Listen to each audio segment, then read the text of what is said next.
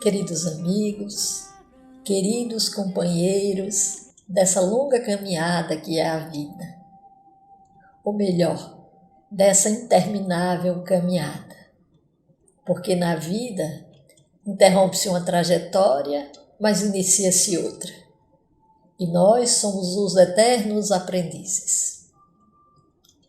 Isso nos faz lembrar uma belíssima frase de Emmanuel: a vida é a experiência digna da imortalidade.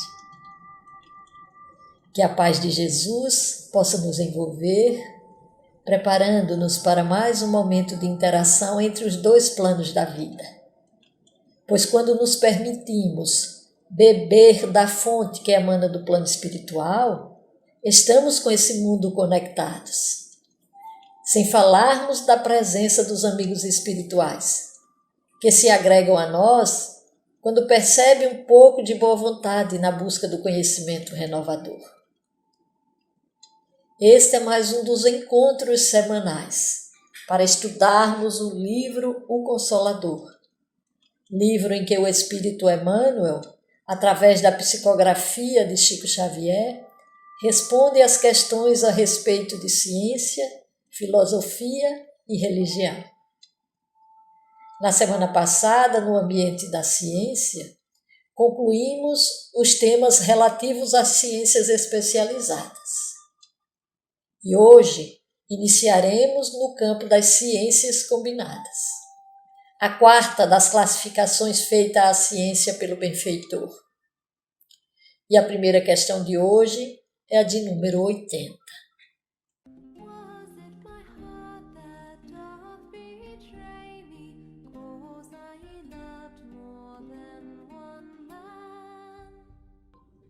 Vamos então à primeira questão de hoje, a de número 80. As chamadas ciências combinadas, entre as quais a história, a geologia e a geografia, surgiram no mundo tão só pelo esforço dos espíritos aqui encarnados? E o mentor espiritual responde: indiretamente, as criaturas humanas têm recebido, em todas as épocas, a cooperação do plano espiritual para a edificação dos seus valores mais legítimos. As chamadas ciências combinadas são expressões do mesmo quadro de conhecimentos humanos, com igual convergência para a sabedoria integral no plano infinito. A história como a conheceis não é uma estatística dos acontecimentos do planeta através das palavras? Todas elas são processos evolutivos para os valores intelectuais do homem, a caminho das conquistas definitivas de sua personalidade imortal. O benfeitor faz-nos entender que a assistência do plano espiritual existe em todo o movimento da humanidade terrena quando trata-se de edificação de valores reais. Como nós gostamos de fazer uma ponte com outras fontes, que permite que ampliemos melhor as informações trazidas pelo benfeitor, não que as respostas sejam incompletas, mas pela vontade de sedimentarmos esses novos conhecimentos. Mais uma vez visitaremos o Livro dos Espíritos, agora no tema Influência Oculta dos Espíritos sobre os nossos pensamentos e sobre as nossas ações. O capítulo é o 9, onde os instrutores espirituais esclarecem que os espíritos influem sobre os nossos pensamentos e sobre nossas ações muito mais do que imaginamos, e que os homens de inteligência e de gênio frequentemente recebem ideias dos espíritos que os julgam capazes de compreender e dignos de as transmitir. E eles complementam que esses gênios, quando buscam inspiração, na verdade fazem uma evocação ao plano espiritual sem o saber. E da mesma forma que Emmanuel mencionou anteriormente, as ciências abstratas e as ciências especializadas como percursos para alcançarmos a ciência integral, identifica as ciências combinadas como de semelhante expressão de matéria pedagógica, para o desenvolvimento da inteligência que caminha para a aquisição da sabedoria infinita.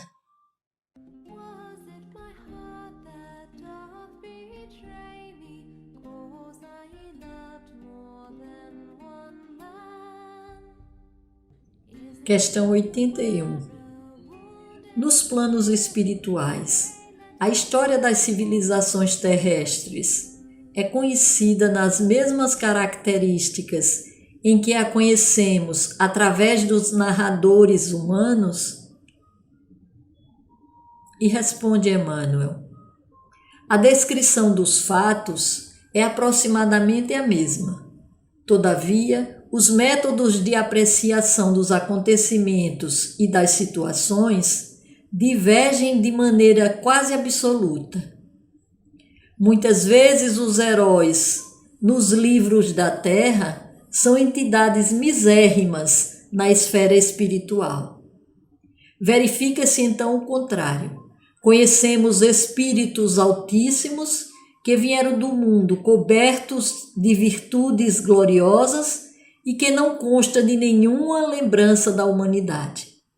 Os altares e as galerias patrióticas da Terra foram sempre comprometidos pela política rasteira das paixões. Poucos heróis do planeta fazem jus a esse título no mundo da verdade.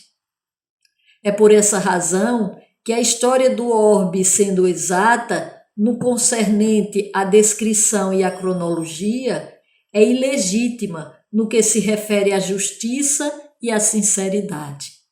Nós entendemos que apenas as entidades espirituais elevadas, que tenham uma visão que alcança a essência do ser, podem transmitir com imparcialidade e justiça os fatos históricos e os seus personagens. E graças à comunicação entre os dois planos da vida, temos acesso mais real de importantes fatos da história da humanidade. E dentro dessa concepção, pelo menos 2 livros não podemos deixar de ler.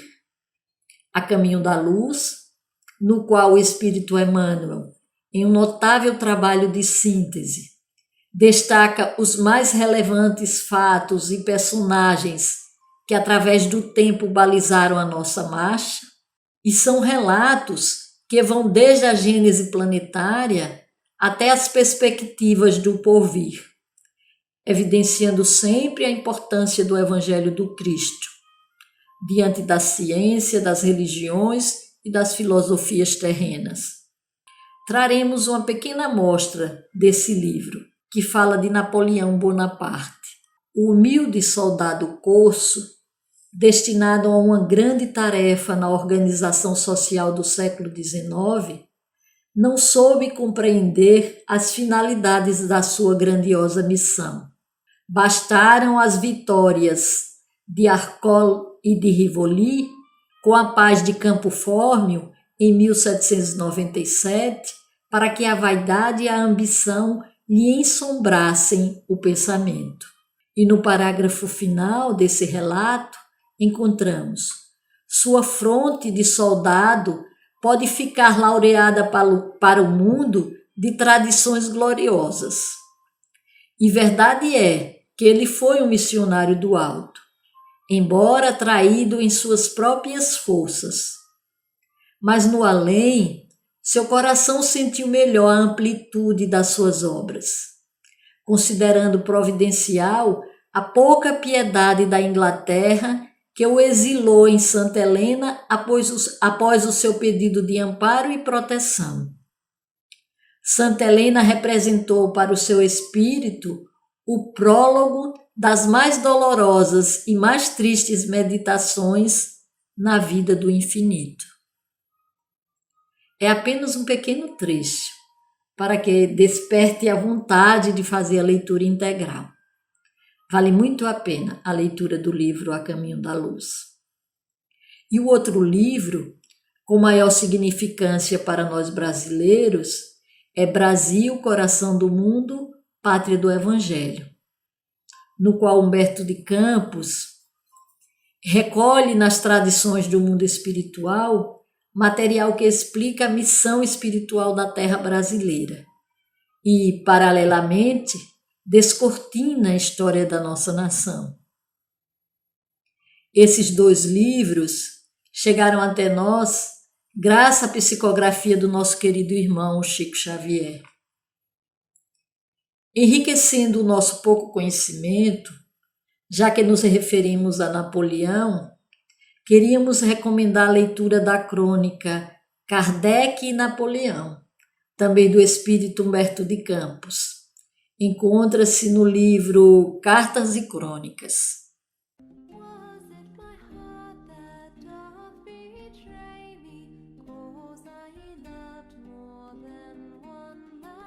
Questão 82.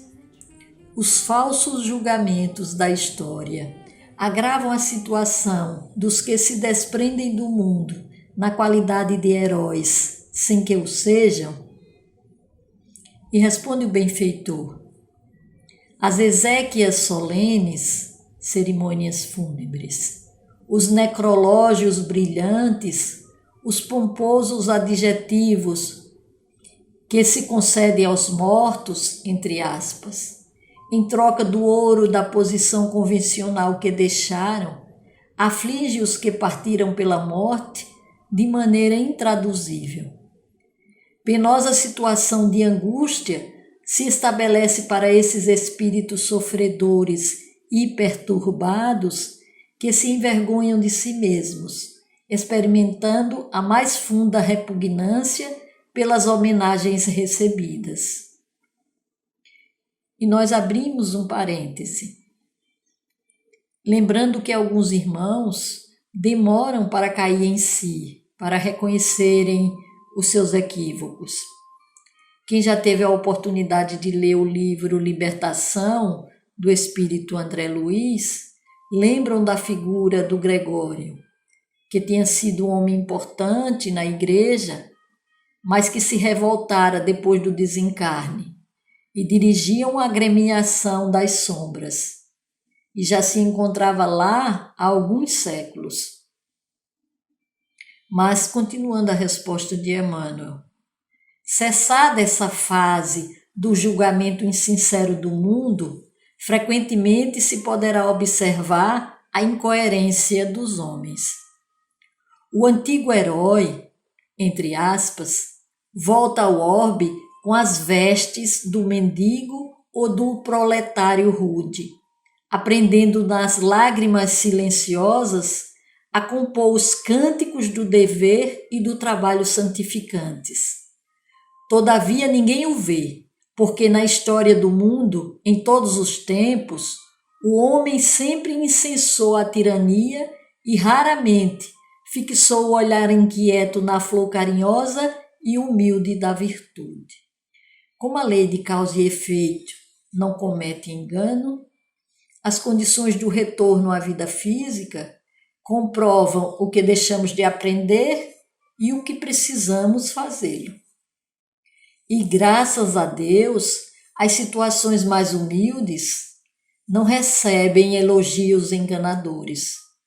Como nos disse Emmanuel, é dessa incoerência de não saber distinguir os valores verdadeiros que ele fala. E com relação a nós, reflitamos a respeito do efeito dos nossos devaneios do mundo material ou passageiro, quando retornarmos ao mundo espiritual. Mesmo na vida material, o investimento é para o espírito. E como nos disse Jesus, nós não podemos servir a dois senhores. Valorizamos a matéria ou ao espírito? Leon Denis, no livro já citado por nós em outras ocasiões, O Problema do Ser, do Destino e da Dor, no capítulo Justiça e Responsabilidade, explica que é nesse trabalho de aperfeiçoamento que aparece a utilidade, a importância das vidas de provas. das vidas modestas e despercebidas, das existências de labor e dever, para vencer as paixões ferozes, o orgulho e o egoísmo, para curar as chagas morais. E ele complementa, deste ponto de vista, o papel dos humildes, dos pequenos neste mundo. As tarefas desprezadas patenteiam-se em toda a sua grandeza à nossa volta, à nossa vista. E trazemos novamente Jesus.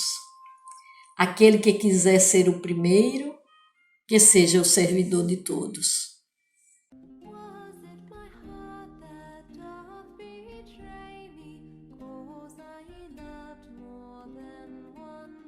Questão 83.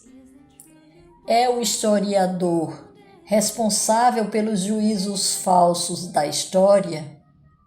E responde Emmanuel: considerando-se que cada espírito encarnado tem sua tarefa especial nesse ou naquele setor evolutivo, os historiadores que se deixam mergulhar no interesse econômico das sinecuras políticas, embriagados pelo vinho da mediocridade, responderão além-túmulo pela exploração comercial da inteligência que hajam praticado na terra, adulterando a justiça e o direito, evitando a verdade ou fornecendo mentiras ao espírito confiante dos pósteros, das próximas gerações.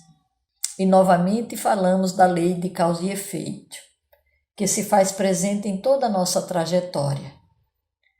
Nós devemos ter vigilância redobrada quando influenciamos as outras consciências com o nosso juízo de valores. E mais complicado ainda é quando temos ciência que estamos propagando enganos para atendermos aos outros apelos que não correspondam à verdade.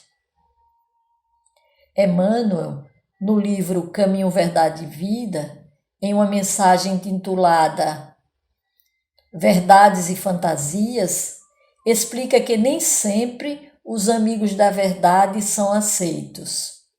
Geralmente são considerados fanáticos ou mistificadores. Mas, apesar de tudo, para nossa felicidade, faz-se preciso atender à verdade enquanto é tempo.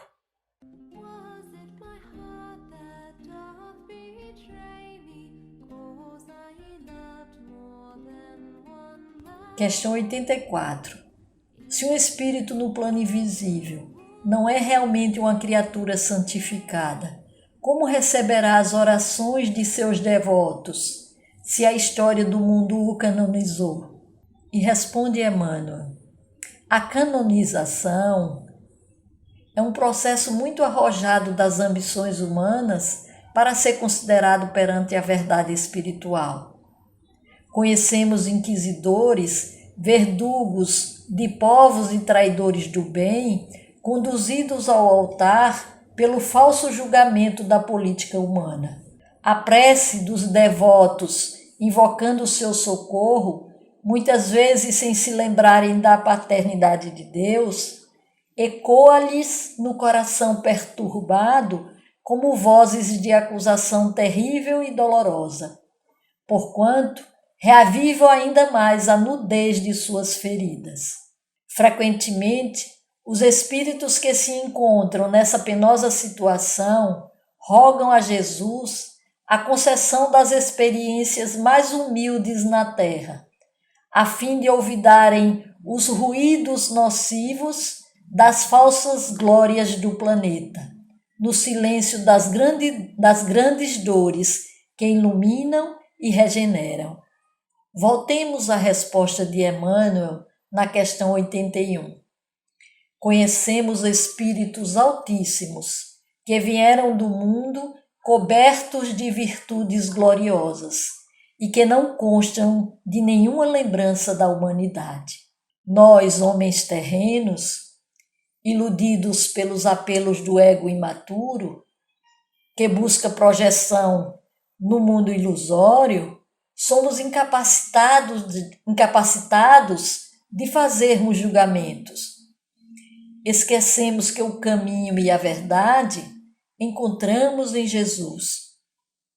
E Jesus sedimenta a construção das virtudes na base da humildade. E somos nós que não elegemos como heróis aqueles que deram a vida como testemunho às lições de Jesus. E também nós formamos as instituições religiosas, que representam mais a nossa vontade que a vontade divina. E é de Emmanuel a fala: venturosos são os raros espíritos que sentem a excelsitude dessas verdades na vida corporal, sacrificando-se em benefício dos semelhantes. Experimentam mesmo sobre a cruz das dores a suave emoção das venturas celestes que os aguardam nos planos aperfeiçoados do infinito.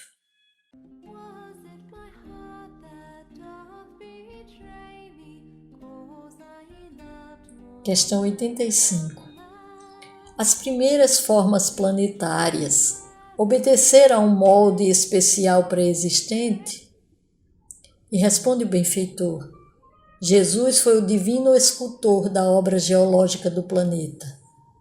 Junto de seus prepostos, iluminou a sombra dos princípios com os eflúvios sublimados do seu amor, que saturaram todas as substâncias do mundo em formação. Não podemos afirmar que as formas da natureza, em sua manifestação inicial, obedecessem a um molde pré-existente, no sentido de imitação, porque todas elas receberam o influxo sagrado do coração do Cristo. A verdade é que, assim como as vossas construções materiais, todas as obras viveram previamente no cérebro de um engenheiro ou de um arquiteto. Todas as formas de vida na Terra foram primeiramente concebidas na sua visão divina. E é o próprio Emmanuel que narra no livro A Caminho da Luz. Novamente o livro A Caminho da Luz. As mãos de Jesus haviam descansado, após o longo período de confusão dos elementos físicos da organização planetária. Sim, ele havia vencido todos os pavores das energias desencadeadas. Com as suas legiões de trabalhadores divinos, lançou o escopro da sua misericórdia sobre o bloco de matéria informe que a sabedoria do Pai deslocara do sol para suas mãos augustas e compassivas. Operou a escultura geológica do orbe terreno, talhando a escola abençoada e grandiosa, na qual o seu coração haveria de expandir-se em amor, claridade e justiça.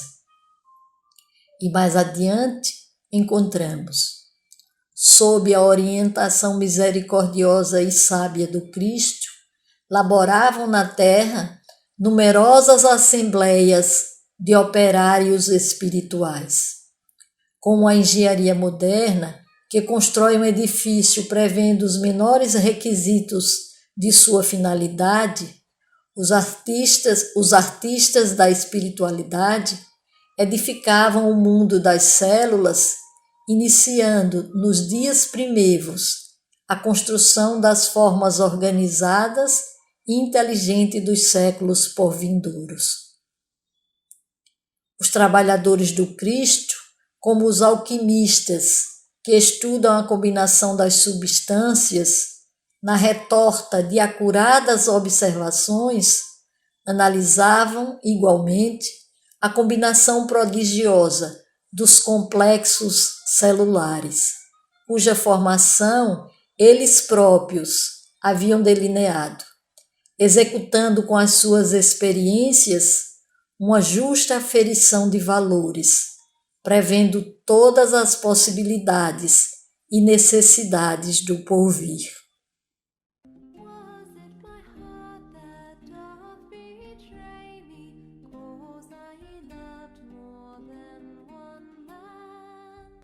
Questão 86. Tendo sido a Terra formada pelo poder divino, por que passou o planeta por tantas etapas evolutivas, muitas das quais duraram milhões de anos? E responde o benfeitor: no infinito do universo, a evolução do princípio espiritual tem de escapar a todas as vossas limitações de tempo e de espaço na tábua dos valores terrestres.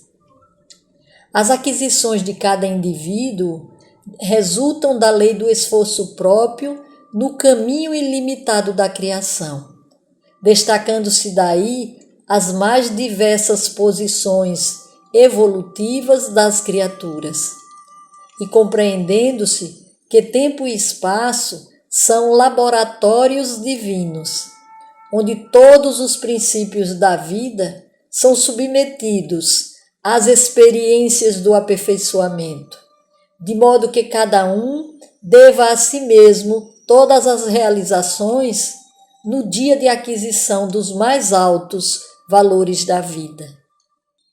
Entendamos, meus amigos, Deus é a inteligência suprema, origem de tudo que existe.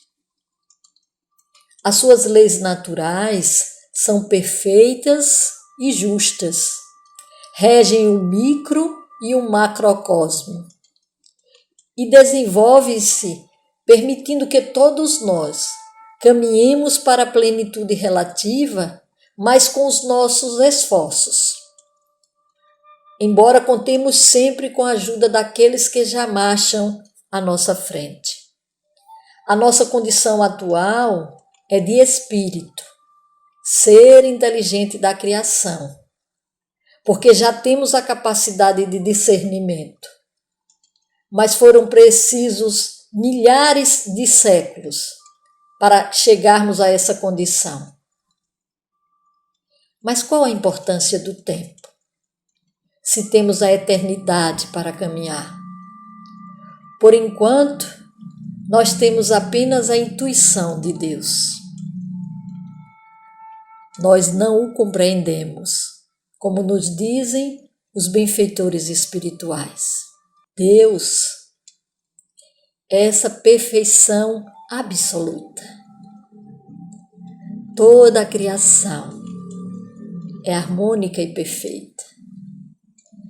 E para o entendimento desse processo evolutivo do princípio inteligente, ou princípio espiritual, e do tempo utilizado nesse processo, recomendamos a leitura do livro Evolução em Dois Mundos, do espírito André Luiz, através da psicografia de Francisco Cândido Xavier e de Valdo Vieira. Foi uma parceria essa psicografia. Um psicografava os capítulos ímpares e o outro os capítulos pares. E nós vamos trazer um pequeno trecho desse livro para termos uma ideia dessa evolução, dessa condição de evolução do princípio espiritual. Com a supervisão celeste, o princípio inteligente gastou desde os vírus e as bactérias das primeiras horas do protoplasma na Terra, mais ou menos 15 milhões de séculos, a fim de que pudesse, como ser pensante, embora em fase embrionária da razão, lançar suas primeiras emissões de pensamento contínuo para os espaços cósmicos. E assim, meus amigos, chegamos ao final do nosso estudo de hoje. Agradecemos a companhia de todos. Qualquer acréscimo ou correção que desejem fazê-los, ou qualquer dúvida que tenham, postem nos comentários, que assim que possível trataremos. Agradecemos aos amigos espirituais que seguem conosco nessa longa caminhada e ao Mestre Nazareno. E a ele também rogamos que continue derramando suas bênçãos de luz e amor por sobre o nosso planeta. Confiança e paz. Até a próxima semana.